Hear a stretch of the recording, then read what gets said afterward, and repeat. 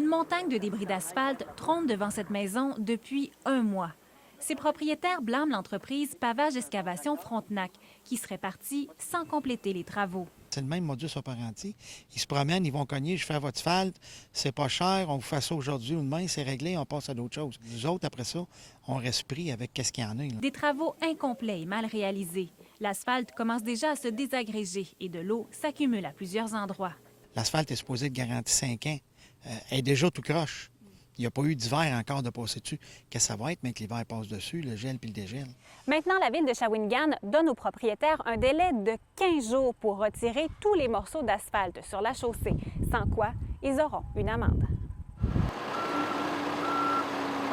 Et c'est loin d'ailleurs d'être un cas isolé. On est présentement sur la 16e avenue à Grand-Mère et des propriétaires ici excédés ont fait appel à un contracteur pour retirer l'asphalte. On a été faire des messieurs, c'est depuis la Saint-Jean-Baptiste à Shawinigan-Sud qui ont ça. Là. Tu voulais dire comme moi, c'est pas trop chic, là, quand tu dis là, tu passes l'été avec une affaire de même. Une quinzaine de plaintes ont été logées à la ville de Shawinigan. C'est difficile d'intervenir là-dedans parce que c'est des ententes privées là, entre les citoyens et ce contracteur-là. Un entrepreneur qui n'est pas respectable, tout simplement. Ça n'a pas d'allure. Ça fait 5 semaines que ça traîne. Dans le registre des entreprises, la compagnie Pavage Excavation Frontenac existe depuis février seulement.